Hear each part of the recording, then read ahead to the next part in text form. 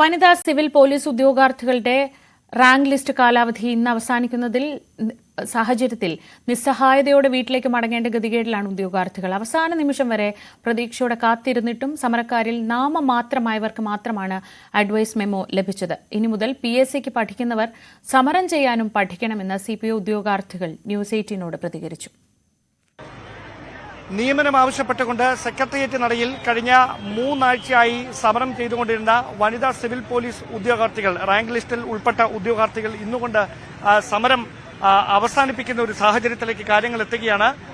986 പേരുടെ ലിസ്റ്റായിരുന്നു. പക്ഷേ അതിൽ നാമമാത്രമായ ആളുകൾക്ക് മാത്രമാണ് നിയമനം ലഭിച്ചത്. മറ്റുള്ളവർക്ക് നിലവിലെ സാഹചര്യത്തിൽ നിയമനം നൽകാൻ കഴിയാത്ത ഒരു സാഹചര്യമാണ് എന്ന് സർക്കാരും മുഖ്യമന്ത്രിയും ഒരുപോലെ പറയുമ്പോൾ തുടർന്ന് എങ്ങനെയായിരിക്കും അവരുടെ പ്രതിഷേധം, എന്ത് തുടർ നടപടികളായിരിക്കും സ്വീകരിക്കുക എന്നത് ഉദ്യോഗാർത്ഥികളോട് തന്നെ ചോദിച്ചറിയേണ്ടതുണ്ട്. ഇന്നുകൊണ്ട് ഈ ലിസ്റ്റിന്റെ കാലാവധി അവസാനിക്കുകയാണ്.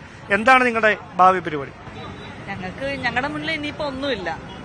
സത്യം പറഞ്ഞു കഴിഞ്ഞാൽ ഇനി പഠിക്കുന്ന കുട്ടികളോട് പറയാനുള്ളത്, നിങ്ങളിനി PSC പഠിക്കുമ്പോൾ സമരം ചെയ്യാൻ കൂടി പഠിക്കണം. കാരണം ഇനി വരുന്ന ടൈമിൽ ഇത് തന്നെയായിരിക്കും അവസ്ഥ. മുന്നോട്ട് നിയമനങ്ങൾ കുറവായിരിക്കും. ഞങ്ങളിപ്പോൾ ശരിക്കും അനുഭവിച്ചിട്ടുണ്ട്. കാരണം 3-4 വർഷത്തെ കഷ്ടപ്പാടാണ് ഈ ഒരു ലിസ്റ്റിൽ വന്നത്. എന്നിട്ട് ഇപ്പോൾ ഇവിടെ ഇങ്ങനെ കിടന്നിട്ട് 18 ദിവസം കൊണ്ട് ഞങ്ങളിവിടെ കിടക്കാണ്. ഞങ്ങളെ ഒരു ചർച്ചയ്ക്കോ ഞങ്ങളോട് എന്തെങ്കിലും അനുഭാവപൂർവ്വമായിട്ട് പെരുമാറുകയോ ഒന്നും ചെയ്തിട്ടില്ല. അപ്പോൾ ഇനിയുള്ളവരെങ്കിലും പഠിക്കുന്നതിന്റെ കൂടെ സമരം ചെയ്യാൻ കൂടെ പഠിക്കുക, അത്രേ പറയാനുള്ളൂ. അതല്ല, ഒരു കാര്യം കൂടി, നിങ്ങൾ ഇനി PSCയുടെ ഏതെങ്കിലും ഒരു പരീക്ഷയ്ക്ക് വേണ്ടി നിങ്ങൾ പ്രിപ്പയർ ചെയ്യൂ? തീർച്ചയായിട്ടും പ്രിപ്പയർ ചെയ്യും. കാരണം ഞങ്ങള് ഇത് നോക്കി, ഈ ലാസ്റ്റ് ടൈം വരെ നോക്കി, ഞങ്ങൾക്ക് എന്തെങ്കിലും വേക്കൻസി വരുമെന്ന് തന്നെയാണ് ഞങ്ങൾ പ്രതീക്ഷിച്ചിരുന്നത്. ഇനിയിപ്പോ ഒരു പ്രതീക്ഷയില്ല. കാരണം ഇത് വേണ്ടിയിട്ട് ഞങ്ങളുടെ ലൈഫ് തുറക്കേണ്ട കാര്യമില്ലല്ലോ. അപ്പോൾ ഞങ്ങൾ മുന്നോട്ട് ഞങ്ങളുടെ കാര്യം നോക്കും. അങ്ങനെ തന്നെയാണ് മുന്നോട്ട് പോകുന്നത്.